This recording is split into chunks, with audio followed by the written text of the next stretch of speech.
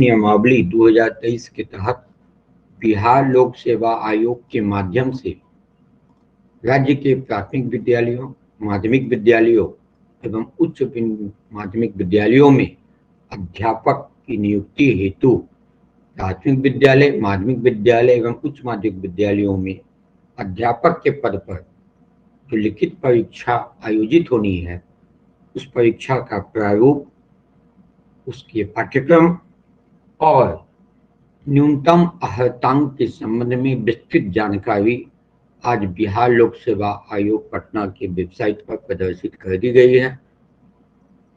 अब हम लोग एक एक कर आते हैं। जो प्राथमिक विद्यालय के शिक्षक होंगे, उनको इस परीक्षा में बैठने के लिए किन परीक्षा पैटर्न से गुजरना होगा। तो सबसे पहले हम देखें कि भाषा की परीक्षा होनी है 100 अंकों का। 100 अंकों की भाषा की परीक्षा होनी है, जो प्राथमिक, माध्यमिक एवं उच्च माध्यमिक तीनों कोटि के शिक्षकों के लिए भाषा की परीक्षा में उत्तीर्णता आवश्यक है। या भाषा की जो परीक्षा होगी यह तीनों के लिए कॉमन होगी और इसके दो भाग होंगे, भाग 1 और भाग 2। भाग 1 में अंग्रेजी से 25 प्रश्न होंगे और भाग 2 में आपके चयनित विषय 3 विषय हैं, हिंदी, उर्दू या बांग्ला। हिंदी, उर्दू, बांग्ला में आपको जो भी विषय चयन करना है, किसी एक विषय का चयन करेंगे और उसमें से 75 प्रश्नों का जवाब आपको देना है। इस तरह से कुल 100 अंकों की परीक्षा होनी है भाषा की और इसमें जो न्यूनतम अर्हतांक है वह 30 अंक का होगा।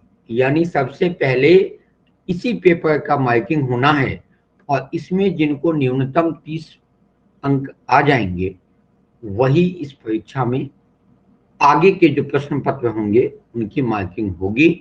इसीलिए सबसे पहले भाषा का जो पेपर है उसमें न्यूनतम अर्हतांक लाना आवश्यक है। 25 क्वेश्चन इंग्लिश से मस्ट है, कंपल्सरी है और 75 क्वेश्चन आइदर आप हिंदी में दें या इंग्लिश भाषा का दें, उर्दू भाषा का दें या फिर बांग्ला भाषा का दें।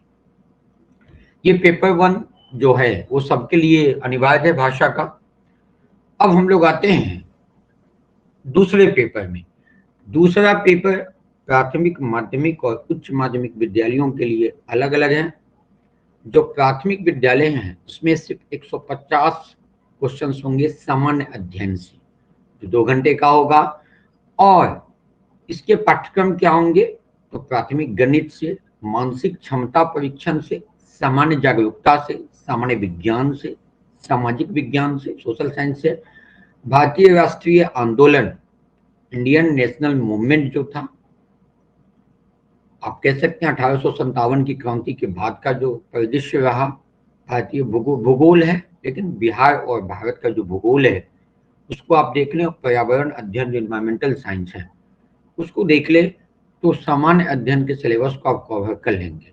आप ये सबसे अच्छी बात है आपके लिए कि इसमें डीएलएड या बीएड का कोई भी सिलेबस नहीं है और इसका जो सिलेबस होगा वो प्राथमिक स्तर का होगा, लेकिन मान के चले कि 8वीं क्लास तक के सिलेबस होंगे, क्योंकि 8वीं के लिए जो स्नातक स्तर के जो हैं उसका कोई अलग से एग्जाम नहीं होगा। ठीक है। अब इसमें उसमें जो भाषा की परीक्षा थी उसमें 30 अंक लाना आवश्यक था, लेकिन सामान्य अध्ययन के प्रश्न पत्र में जो कोटिवार है अनारक्षित के लिए 40%, उसके बाद पिछड़ा वर्ग है 40%, 32% SC/ST के लिए, तो उसका जो न्यूनतम अर्हतांक है सामान्य प्रशासन विभाग के संकल्प के आलोक में उतना लाना आवश्यक है, जिसका जिक्र हम वीडियो के अंत में कर रहे हैं।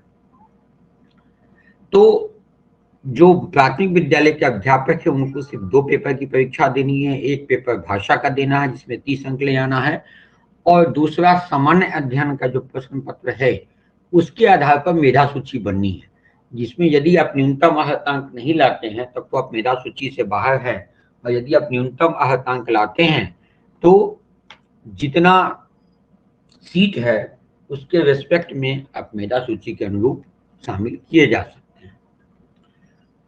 अब आते हैं माध्यमिक विद्यालय में। सेकेंडरी स्कूल के जो टीचर होंगे उनको भी भाषा की परीक्षा तो देनी ही है। अब मेन पेपर में 2 पेपर होंगे।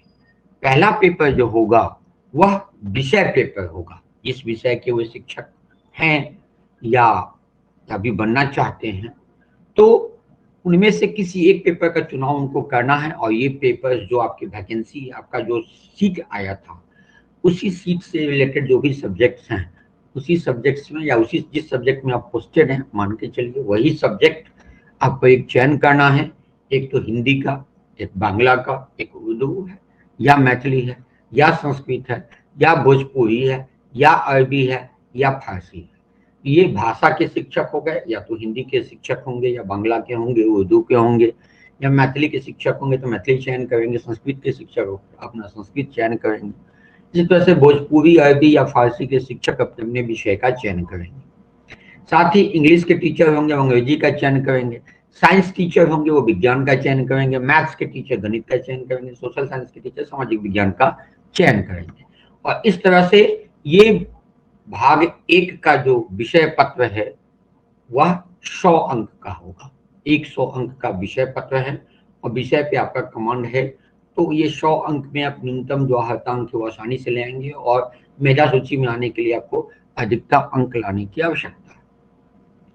भाग 2 ये 50 अंक का होगा। इसका जो आप प्राथमिक विद्यालय में देखेंगे 150 अंक का सामान्य अध्ययन है, लेकिन इसमें 150 में 100 का विषय पेपर है और जो 50 अंक हैं यह 50 अंक आपको सामान्य अध्ययन के प्रश्न होंगे, जिसमें आपको प्राथमिक गणित, सामान्य जागरूकता जिसको जनरल अवेयरनेस कह सकते हैं आप, सामान्य विज्ञान, जनरल साइंस, भारतीय राष्ट्रीय आंदोलन, इंडियन नेशनल मूवमेंट और भूगोल के प्रश्न होंगे। ठीक है, इसमें आपको रीजनिंग के प्रश्न नहीं होंगे। सामान्य जागरूकता में, जनरल अवेयरनेस में रीजनिंग का क्वेश्चन भले ही आ जाए। ठीक है, और इसका जो स्टैंडर्ड होगा वो माध्यमिक स्तर का होगा, सेकेंडरी लेवल का होगा। यानी आप मैथ्स देखें तो सेकेंडरी लेवल का मैथ देख लें, सेकेंडरी लेवल का साइंस देख लें, सेकेंडरी लेवल का आप ज्योग्राफी देख लें, इंडियन ज्योग्राफी देख लें, और इंडियन नेशनल मूवमेंट जो है वो तो देख ही लें। ठीक है, बहुत ज़्यादा हिस्ट्री के सिलेबस को इसमें नहीं शामिल किया गया है। बहुत डिप में आपको जाने की आवश्यकता नहीं है, पॉलिटिकल साइंस के डिप में जाने की आवश्यकता नहीं। तो इस तरह से 150 अंकों के प्रश्न हुए आपको माध्यमिक विद्यालयों के लिए। भाषा के अतिरिक्त, भाषा तो सबके लिए अनिवार्य है, इसमें 100 अंक का हो गया आपका मेन पेपर, जो पेपर में आप अभी पढ़ा रहे हैं, जिस विषय के आप शिक्षक हैं, या अभी आप नए स्टेट क्वालिफाई हैं तो जिस विषय में आप शिक्षक होना चाहते हैं, जिस विषय में आप स्टेट क्वालिफाई है।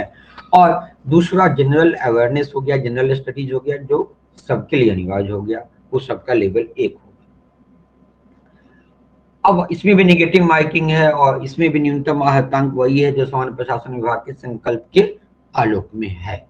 ठीक है, अब आते हैं हम लोग सीनियर सेकेंडरी टीचर पे, जो उच्च माध्यमिक शिक्षक होंगे उनको भी 150 प्रश्न उनका भी होगा, 2 पेपर होगा इनका भी। और वही चीज है, इनका भी भाग 1 में 100 अंक का होगा, भाग 2 50 अंकों का होगा। जो भाग 1 के जो 100 अंक के प्रश्न होंगे वह जो भी कैंडिडेट अपना सब्जेक्ट डालेंगे, जिस सब्जेक्ट के वे टीचर होंगे या जिस सब्जेक्ट में वो BSI TET क्वालिफाइड होंगे, उस सब्जेक्ट का वो चयन करेंगे। उसमें से उनको 100 प्रश्नों का जवाब देना होगा, जिसमें हिंदी, उर्दू, अंग्रेजी, संस्कृत, बांग्ला, मैथिली, मगही, अरबी, फारसी, भोजपुरी, पाली, प्राकृत, ये सभी भाषा विषय हो गए। ठीक है, इसके बाद गणित, maths, physics, chemistry, botany, zoology, history, pol science, geography, economics, sociology, psychology, दर्शन शास्त्र है।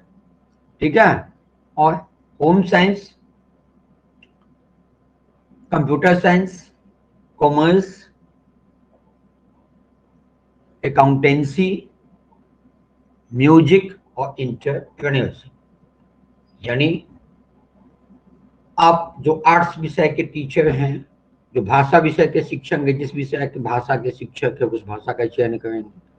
जो साइंस टीचर हैं आइदर वो मैथ्स में होंगे तो मैथ का चयन करेंगे, फिजिक्स में होंगे फिजिक्स का चयन करेंगे, केमिस्ट्री में होंगे केमिस्ट्री का चयन करेंगे, जैसे बॉटनी या जूलॉजी में होंगे तो अपने विषय का चयन करेंगे। तो ये भाषा के ये साइंस टीचर हो गए। आर्ट्स विषय के जो शिक्षक होंगे हिस्ट्री के होंगे हिस्ट्री चयन करेंगे, पोल साइंस पॉलिटिकल साइंस का चयन करेंगे, ज्योग्राफी के ज्योग्राफी का, इकोनॉमिक्स के इकोनॉमिक्स का, सोशियोलॉजी का, साइकोलॉजी का, फिलोसफी का, होम साइंस के तो होम साइंस का। एक कंप्यूटर साइंस के टीचर का बढ़ गया है, कंप्यूटर साइंस में जो क्वालिफाई होंगे BSI TET वो कंप्यूटर साइंस चयन करेंगे।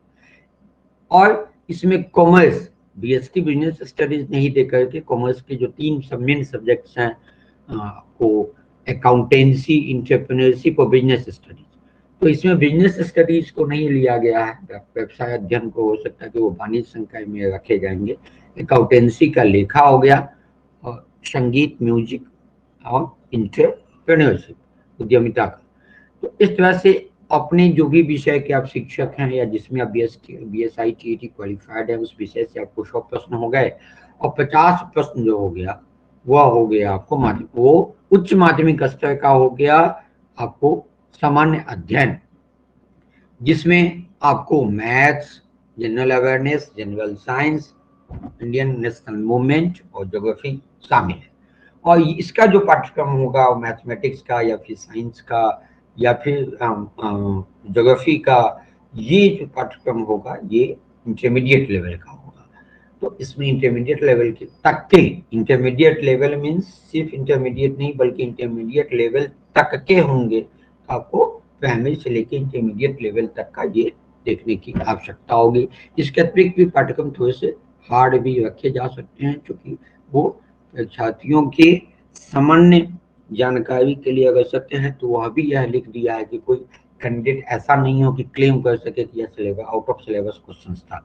यानी सेकेंडरी और सीनियर सेकेंडरी में भी बीएड विषय से कोई क्वेश्चन नहीं पूछे। अब कायमिक एवं इसमें नेगेटिव मार्किंग है, प्रत्येक में प्राइमरी में भी सेकेंडरी में भी और सीनियर सेकेंडरी तीनों में नेगेटिव मार्किंग का प्रावधान है। और कायमिक एवं प्रशासनिक सुधार विभाग बिहार के संकल्प संख्या 2374 दिनांक 16/7/2007 एवं सवन प्रशासन विभाग बिहार के संकल्प संख्या 962 दिनांक 22/1/2021 के द्वारा तीनों परीक्षाओं में मेधा निर्धारण हेतु सामान्य वर्ग के लिए 40%, पिछड़ा वर्ग के लिए 36.5%, अति पिछड़ा वर्ग EBC के लिए 34%, SC या ST या महिला या जो दिव्यांग हैं उन उम्मीदवारों के लिए 32% न्यूनतम अर्हतांक लाना अनिवार्य होगा। यदि वे इतना नहीं लाते हैं तो प्रतियोगिता से बाहर हो जाएंगे, और यदि लाते हैं तो मेधा सूची में शामिल होंगे। फिर जो कटअप होगा सीट के अनुरूप उस कटअप में वो आएंगे। इस प्रकार ये पाठ्यक्रम से आप रूबरू हो गए। अब हम लोग कोशिश करेंगे कि एक एक करके प्रत्येक पाठ्यक्रम को, खासकर जो आपका जनरल अवेयरनेस का पाठ्यक्रम है उस पाठ्यक्रम को हम अगले वीडियो के माध्यम से आपको बताते चलेंगे। आप सबों को बहुत बहुत धन्यवाद और आप उपयुक्त परीक्षा में सफलता की अग्रिम शुभकामनाएं।